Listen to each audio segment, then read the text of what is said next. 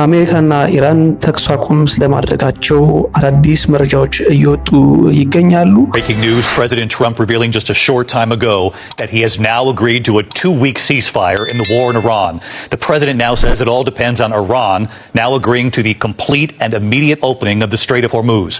President Trump had threatened Iran that a, quote, whole civilization will die tonight if they did not agree to opening the strait. Tonight, 90 minutes before his deadline, President Trump announcing he has agreed to suspend the bombing and attack of Iran for a period of 2 weeks. He says his decision would depend on Iran agreeing to the complete, immediate and safe opening of the Strait of Hormuz. About an hour later, Iran announcing it had agreed.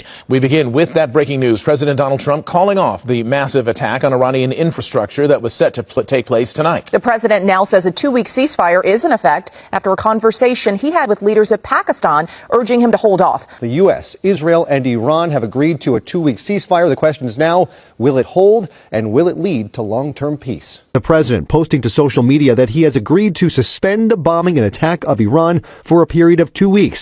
Quote, this will be a double-sided ceasefire. That comes as a welcome sentiment to many Iranian Americans hoping to see the liberation of their people. Iran's foreign minister says the Strait of Hormuz will reopen to shipping traffic for the next 2 weeks. There was an immediate reaction in the price of oil today. It peaked around $117 a barrel today. Prices dropped 16% in an hour, closing around $95 a barrel. Good news for everyone looking to fill their gas tanks who haven't been happy with the prices. ሰላም ጤና ይስጥልኝ። ዛሬ በዓለም አቀፍ ፖለቲካ ውስጥ ትልቅ መነጋገሪያ ስለሆነው የአሜሪካና የኢራን ወቅታዊ ሁኔታ አዳዲስ መረጃዎችን ይዘንላችሁ ቀርበናል። አላሁ አክበር!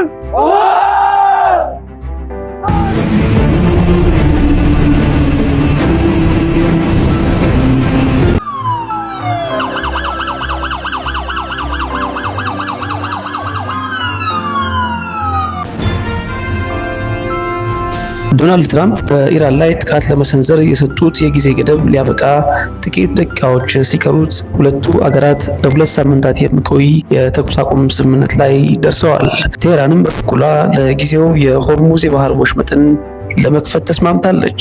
ኢራን በፓኪስታን አምባሳደሮች በኩል ለዋይት ሃውስ ያቀረበችው የሰላም እቅድ 10 ዋና ዋና ነጥቦችን የያዘ ነው። ከነዚህም መካከል በኢራን ላይ የተጣሉ ማዕቀቦች በሙሉ እንዲነሱ፣ የሆርሙዝ የባህር ወሽመጥ በኢራን ወታደራዊ ቁጥጥር ስር እንዲቆይ፣ የአሜሪካ ጦር ከመካከለኛው ምስራቅ ለቆ እንዲወጣ፣ የታገዱ የኢራን ሀብቶችና ገንዘቦች እንዲለቀቁ፣ እንዲሁም ደግሞ የኢራን የኒውክሌር የማበልጸግ መብት እውቅና እንዲያገኝ የሚሉት ይገኙበታል።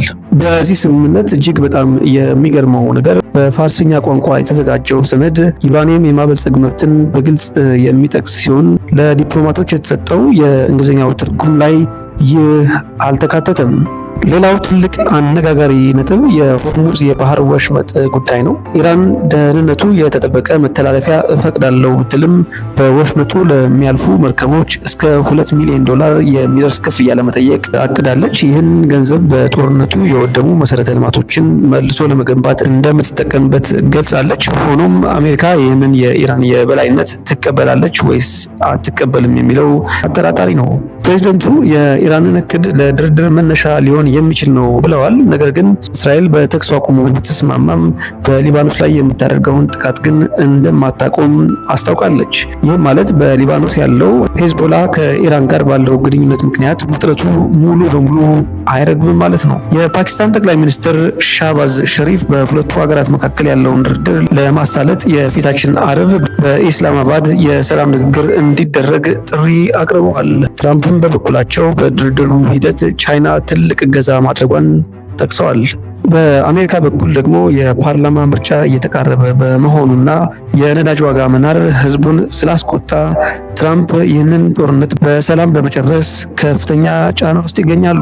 ለአሁኑ የተያዘው የ2 ሳምንት ጊዜ ለቀጣዩ የዓለም ሰላም ወሳኝ ነው። ድርድሩ ይሳካ ይሁን ወይስ ዓለም ወደ ከፋ ጦርነት ታመራለች?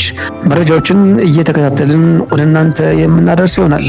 ውድ የሳሚት ቻናል ተከታታዮች እንደተለመደው ቪዲዮውን ላይክ ማድረግ እንዳይረሳ፣ አዲስ ናችሁ የምትከታተሉ ሰብስክራይብ በማድረግ የቻናሉ ቤተሰብ እንዲሆኑ ግብዣይ ነው። ጤና ይስጥልን።